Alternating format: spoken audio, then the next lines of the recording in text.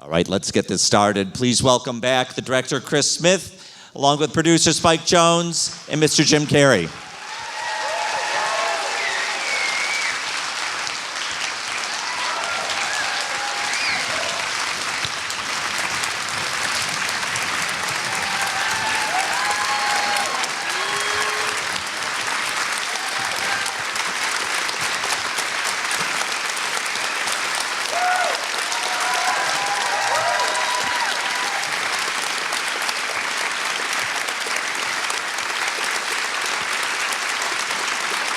Let's see how long they'll go. Let's wear them out. Let's wear them out. Well, I hope you enjoyed yourselves. I went and had a veal chop. So I'm kind of sleepy right now. But sleep here? You can go to sleep here? I could just curl up for a while. Yeah, but you know, again, an incredible experience. You know, this was one of those unexpected blessings and gifts that come from the universe, because somehow it feels like you're in the right vibration at the right time. And I've been wanting to do something with Spike forever. I was stupid enough to turn him down to direct Ace 2 because I had no idea who he was, and he came in and pitched all kinds of shit, and he was about to take over the world, and I didn't know it. I was like, I don't know, this guy's new, and I've been kicking myself ever since. And so it was such an incredible pleasure to be involved with you in any way, because what you do is incredible, and the gamut of the tones that you play in are across the spectrum, and I really admire it, and I'm just happy to be part of your world. Thank you so much. I'm so happy to have this did come together in the weird way. Most movies don't come together that easily, but this just sort of fell. It was supposed to be, and I grew up loving Andy Kaufman, and grew up, you know, me and my friends would pass stories around, like hearing about the Radio City Music Hall. He took 5,000 people after the show, that big show you see. He says, now I'd like to invite you all for milk and cookies. And he takes every 5,000 people out the back into a bus and takes them to a cafeteria and gives them milk and cookies. And these are the stories I heard as a kid, loving him. And then I later got to know Jim and know his work and loved Jim. And I'd always ask him about doing this movie. And he told me about this footage over the years, and I just kept saying, I want to see it. I want to see this footage of you making the movie. And we got to do something with it one day. And it was sort of one of those things we'd always say, like, yeah, we got to do something with it. And then one day, we're like, no, but really, let's actually do something with it. And you got your shit together. Yeah, I got my shit together. And we showed it to Chris, and Chris, it was one of the things where we just gave it to Chris, and Chris made this whole thing happen with incredible clarity, and his editor is here too. Yeah, Barry. Sifted through the first round in the back. Yeah. But really, yeah, this is Chris's movie, and I'm very impressed with what he did, and grateful for him. And Chris found something extra. You know, he came to my house, and we talked for hours and hours, and he kind of tore me open and, you know, let everything spill out, and he took it away, and he took the footage, and I was expecting a retrospective of mine and Andy's work, and how he affected me, and how this special thing happened. And then they called very shortly after that and said, I think we have something more here. It's more about who we are, and what we're hanging on to. And so he really is responsible for finding that in the narrative and creating a beautiful narrative. Chris and Jim, can you talk about the conversation with Jim that's at the center of this film? Did Jim need much coaxing out? It feels like he's just ready to give in that conversation. I think I can answer that.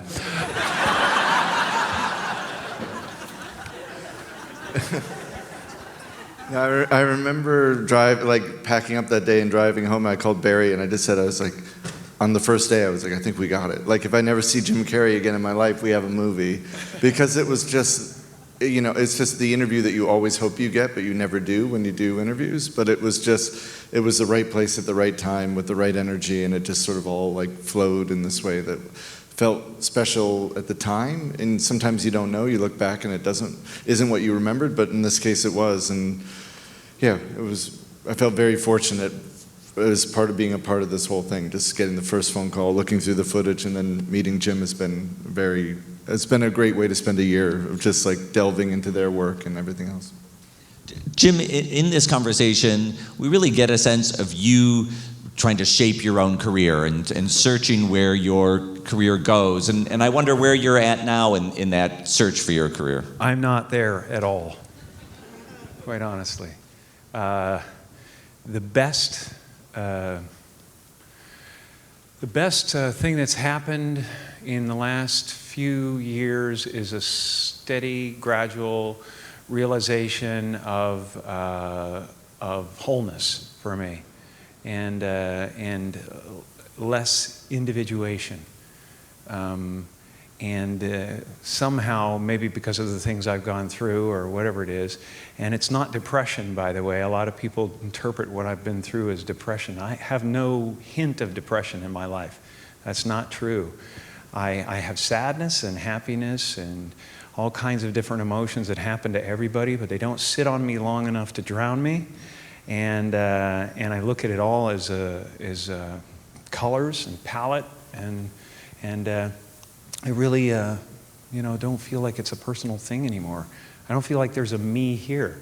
I feel like the me idea went away through a series of small awakenings, and I'm still, I still have I'm still in the wilderness of egoic attachments that I have to understand, and I still react to life as if it's real, and I say as if, because I don't believe it is, but I don't feel like there's a me. There's like that Jim and all those concepts, the ideas that we're given are ways we cobble together something that can be identified and marketed and spoken to. And it's really a feeling of having a post office box where you can be reached, and like you're talking to yourself. So all of this now feels to me like just a field of energy dancing for itself, and it's beautiful. It's really great to be a part of that field of energy. But if I took this stuff seriously, the reviews of the film are so incredible. I'm blown away, and I was just saying to Spike backstage, I'm glad it's not about me, because I would lose my mind. They're so good, I would get really affected by it, but I'm not going to, but there is going to be gratitude, and there's going to be, admiration for Andy, and there's going to be, that's the thrill about this too, is that energy that was around Andy and around that bravery that happened with Mr. Clifton as well over there. Take a bow, Mr. Clifton, please. That is the great Tony Clifton. And believe me, it truly is the great Tony Clifton. And, Lynn Margulies, are you back there? No, you're not. But anyway, have your avatar stand up for a second, okay? That is Lynn Margulies, who I love very much. And she was Andy's girlfriend, and she was our documentarian camera videographer, and they did a beautiful job. And Bob Zmuda, who can't be here tonight, I want to recognize. Let's have an applause for Bob Zmuda, because he truly, as he inspired Andy to push the envelope, he also inspired Jim Carrey to push the envelope. And he's an extraordinary person, and I'm truly, truly glad that he was a part of the mix. Oh. Anyway, I'm just very gratified to be here. So I'm going to take a couple questions from the audience, but before I forget to ask, this is the first time it's being shown in North America. Where's the film going to go from here? Good question. To the winner's circle. You're supposed to have an answer to that question. Are we? Yeah, there you go, going to Disneyland. That's right. You can, I was told. Are you sure? How do you know? A publicist called me today and said, you should ask this question. Oh, okay.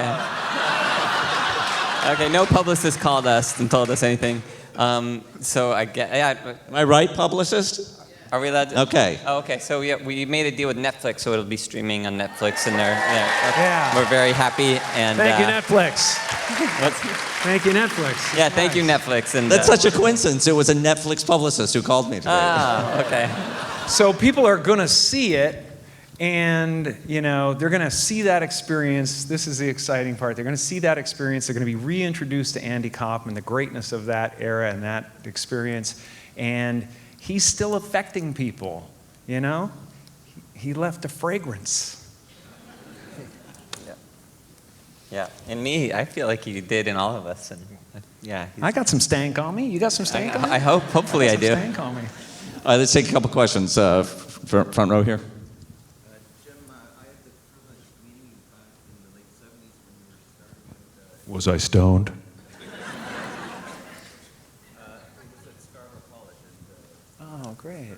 smaller than you, and watched you do a few things after that. And just the wonderment of your actual impressions that sort of were little snippets of people, like Sammy Davis Jr., that ended up translating into this because it was just wonderful. People that have never seen you do that, I just wanted to comment how incredibly lucky you were to see you. Oh, thanks very much. I appreciate They it. love you in Scarborough.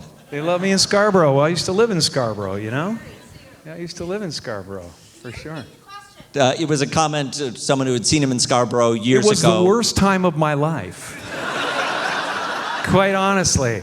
It was the most challenging, one of the most challenging times of my life. I was an angry teenager. I just went to bed thinking about fixing brakes and stuff.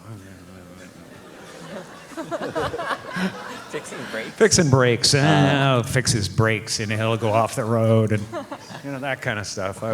The world had kind of let my father down and I was very angry about it. But it Lady all in turned orange out here? okay. I sort of wanted to tell you a cute story. When my son was like 8 or 9, he saw your movie Liar Liar, laughing along with you, and the credits were coming out, and he was like crying. And I'm like, Sean, why are you crying? He said, I'm never going to be as funny as Jim Carrey. And is that true? Is your you son should not have started funny? abusing him. All right, if that's what you want, get to bed now. Oh, sorry. I'm going to take some meds. Sorry. Oh, that's nice. That's lovely. Give him a hug for me. Okay? All right, looking for a question. Who's got a question? This lady waving her arm here. Jim, I'm Tracy. Hi, Tracy. My question Is that who you think you are? Yeah, interesting. Interesting. I'll go with it. What's that? is who the universe thinks I am. Okay. All right. So, Jim, here's my question for you. Who do you want to play you when they're doing a movie about Jim Carrey? Ryan Gosling.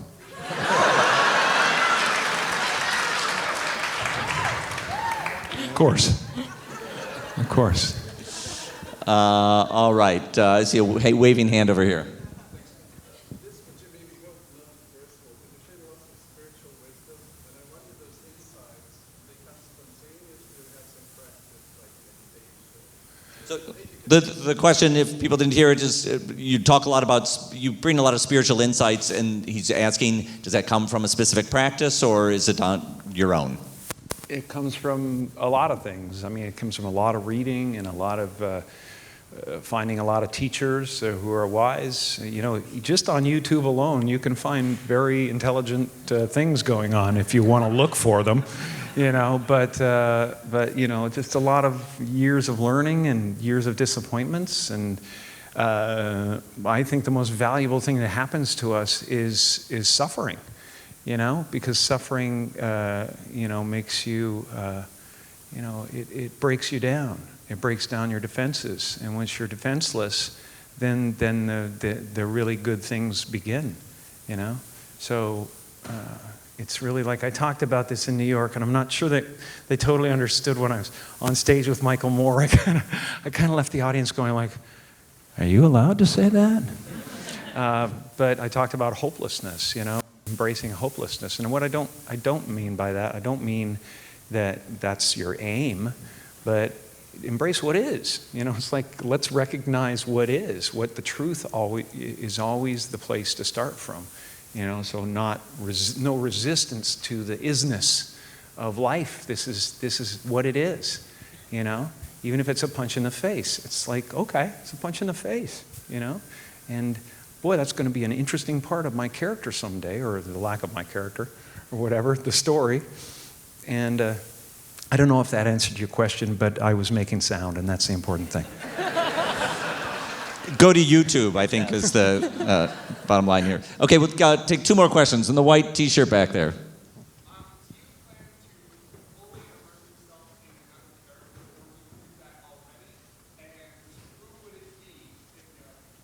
So would you immerse yourself in another character, and who would it be if you did? Well, I wouldn't immerse myself, but immersion might happen.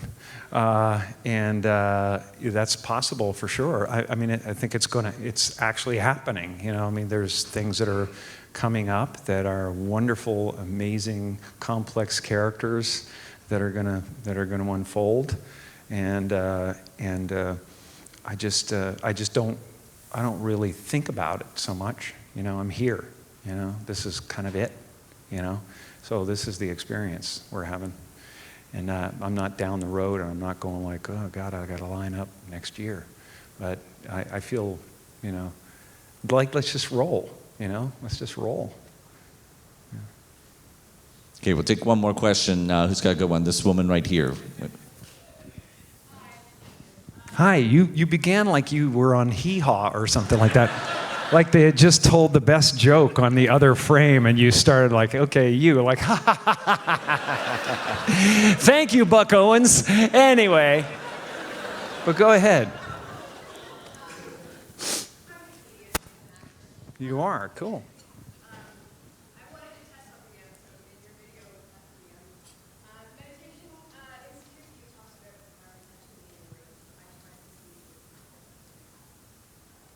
You can't trail off vocally like that. I lost you there. You have to project from the diaphragm. I just wanted to see if it would happen.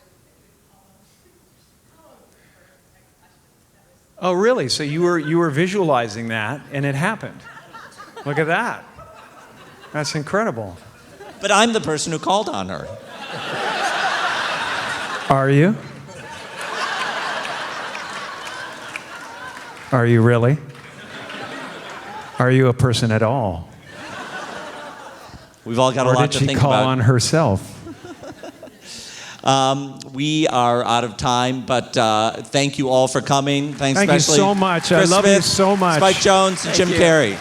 That's awesome.